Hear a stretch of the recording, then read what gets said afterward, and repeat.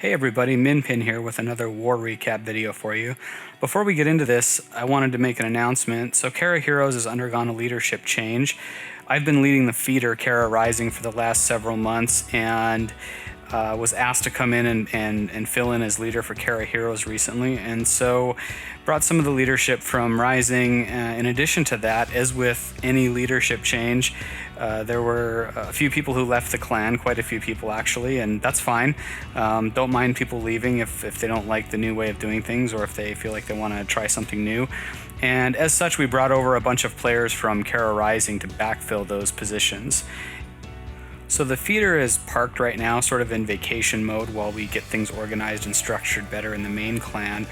And wouldn't you know it, but one of our very first matchups with the new leadership change ended up being Ballerwood. Now, there's some funny history with Ballerwood. For the last, 4 or 5 months, I think, folks from Ballerwood have been kind of trying to sneak into Kara Rising and move their way up through the ranks and get into Kara Heroes. I think there was a little bit of spying and a little bit of trying to hunt, and there was a lot of trash talk between Kara Heroes and Kara Rising and Ballerwood. And we never did match up, but in a weird twist of complete luck, just when we needed a good morale boost with the new leadership taking over, we kicked off a search, and literally we had added about 15 new players to the clan right before we kicked this search off. So there was no way this was a hunt, there was no way this was anything but random, and within 30 seconds we got matched with Ballerwood. And it was really funny because I talked to the Ballerwood leader right after the matchup, and they thought we hunted them, which we certainly didn't. We had just consolidated our feeder into the main clan. And so this was a great war for us. The leaders were super excited, and it ended up working out great for us. As you can see, we ended up beating these guys, and after such a long history of trash talking and a bunch of other stuff, this was just great for us. You can see from the stats that the 3-star rate was definitely the difference maker in this war, as it is with a lot of wars. Alright, let's get into some attacks. The first thing I'm going to show is a Town Hall 9 attacking a Town Hall 10. This is something we've been doing a little bit more these days in Kara Heroes, and that is having a mid-range Town Hall 9, and that is a Town Hall 9 that's got at least 20 level heroes, so 20 to 25 heroes is what you want to use for this. It's a simple attack. It's meant to get a 2-star on an anti-3-star Town Hall 10 base, which is what this is. And it's just a 5 golem mass whiz, attack from all sides, and get that 50% with the golems and wizards, and then run a golem and the heroes towards the town hall and take down the town hall. So there's a few keys to this attack that make it work, but what it allows us to do is have our town hall 10s move down and attack the max town hall 9s for 3 stars, which in a close war is pretty important to be able to do. Alright, here's JR number 18 taking on their number 4, and as you can see, it's a golem drop with wizards right behind, and this is to clear out all those outside buildings, which will usually get you pretty close to the 50% on just about any base.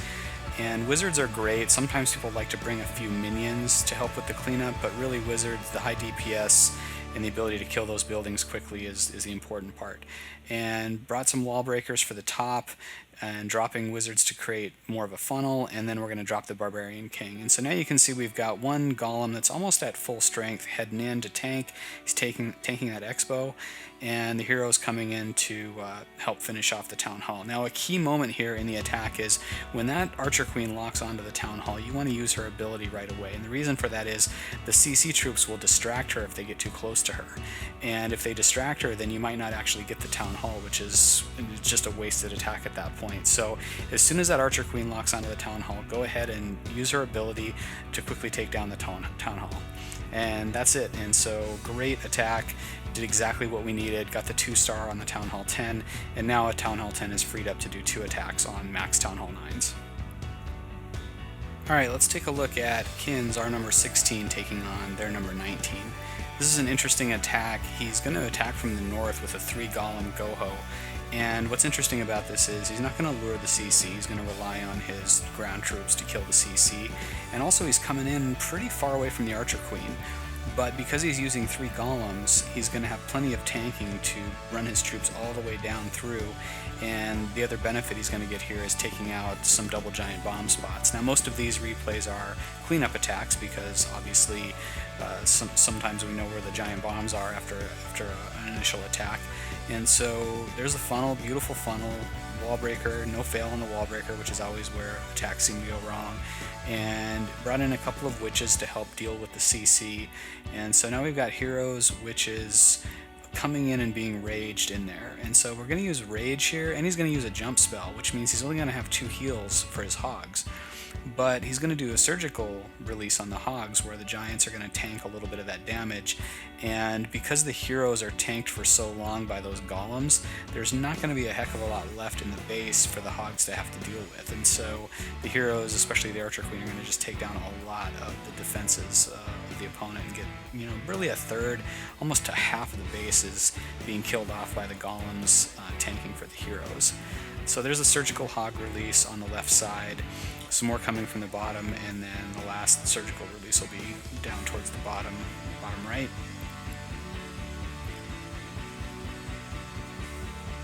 He's still got a heal left. He hasn't used it yet. He's really reserving that till the last minute, and in that last compartment down there he's going to drop the heal. And now the hogs have finished off all the defenses, and that's pretty much it. The rest of it is just cleanup. He saved a couple of wizards and drops them for the cleanup, and really slick attack. Nice job, Kins. Now, because of bringing up a lot of players from Rising, I wanted to feature a few players who I know we've never seen on video before, and we're going to look at Disco Stallion, our number 13, taking on their number 22. And this guy got his base from shitbases.com, I guess, because this is a pretty awful design, and I think Disco did a great job of coming up with a really interesting hybrid here. He's got golems, he's got loons, he's even got a lava hound, and some hogs, and so it's a really insane hybrid. And you see there, even his wall breakers failed. They got hit by a bunch of tiny bombs, so he didn't break the wall, and so he improvised and dropped his jump spell early, which, assuming that jump spell was meant more to get to the Archer Queen, since he had wall breakers for the outside there. But he didn't panic. He went ahead and dropped the jump, and he's going ahead and clearing out that side. It's really important that he get through to the middle, take out some giant bombs, and clear as much of the defense as he can before he sends in the hogs. He doesn't have a whole lot of hogs because he's got a crazy hybrid with hound and loons. And so here come the hogs. This is another cleanup attack, and here comes the hound from the left side, and now you can see the loons dropping behind the hound in order to take out as much of the defense as he possibly can without needing to use the hogs for that.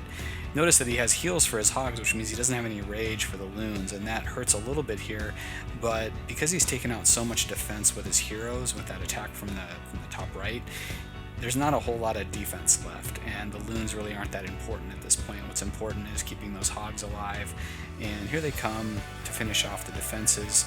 And once he clears the defenses, then it's just a bunch of storages that are left.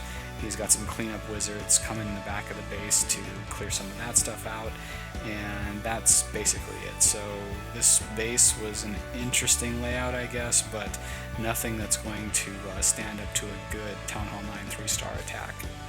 So great job, Disco, and really interesting hybrid. We love seeing attacks like this just because, something new, something interesting is always good to see.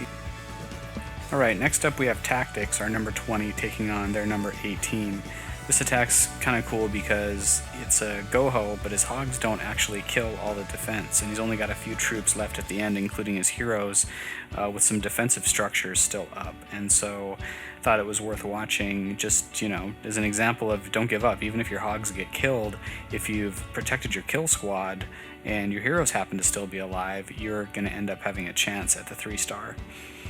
So he's doing some funneling with the minions up at the top and bringing in the wizards, the golems, bringing in the Archer Queen.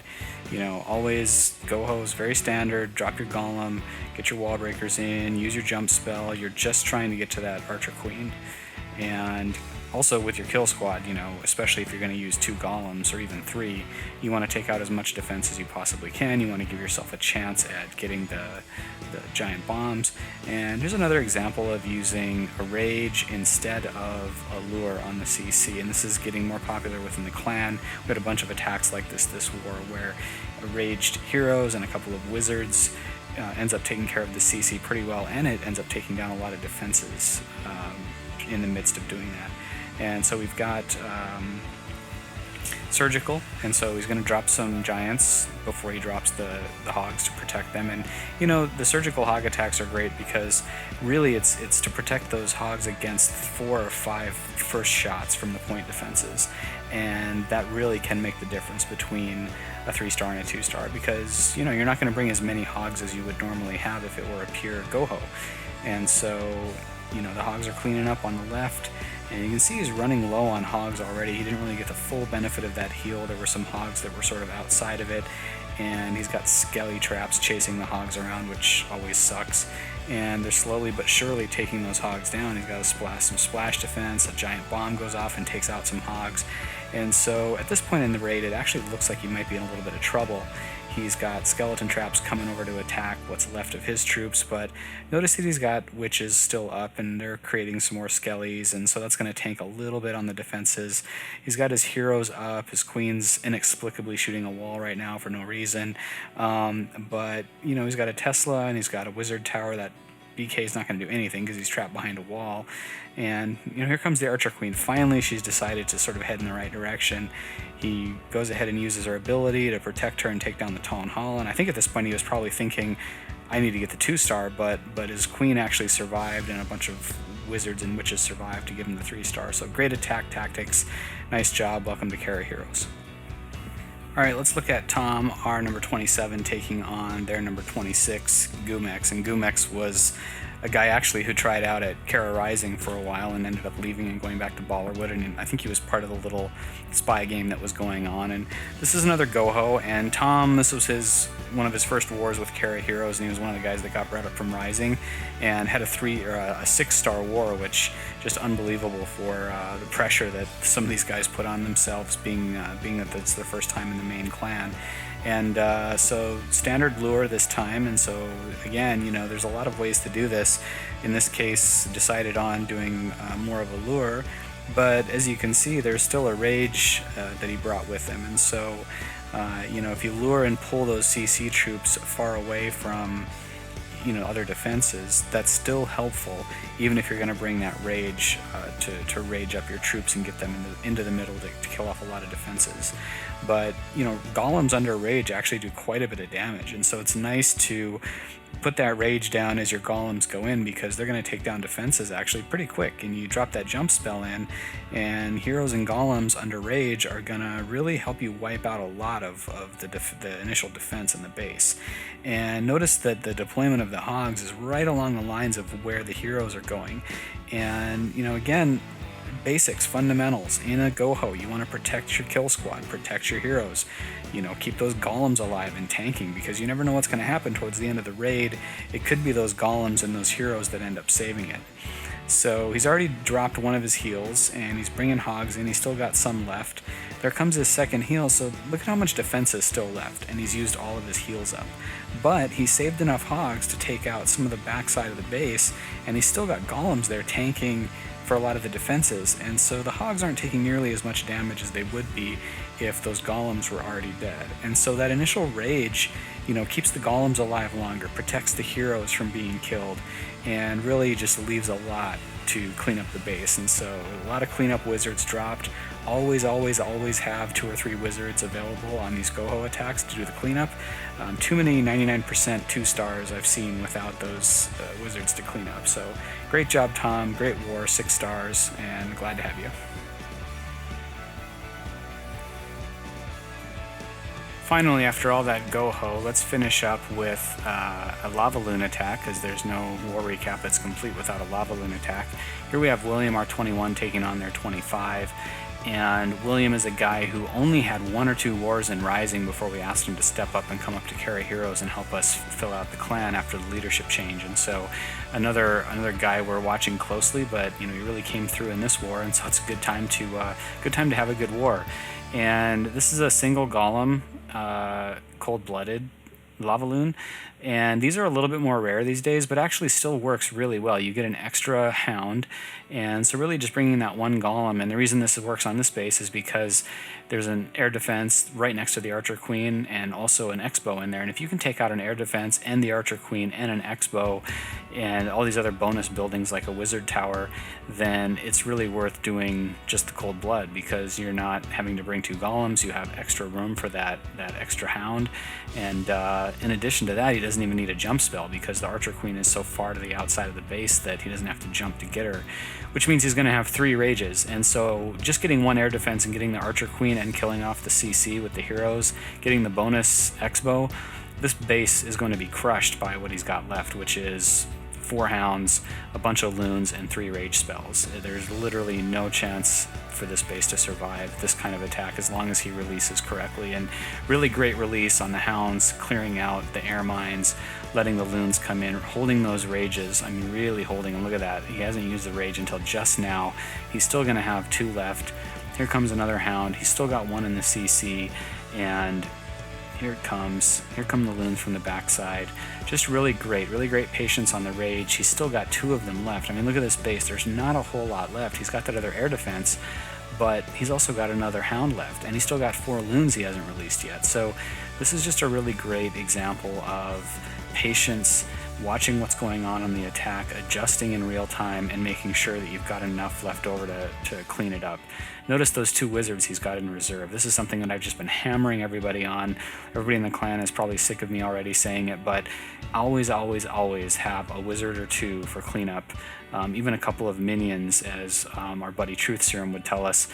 Minions will work too, but have some cleanup troops on your lava loon attacks, because those 98%, 97%, 99% attacks, it's always because there's not enough cleanup and there's just not enough time to clear the rest of the base up.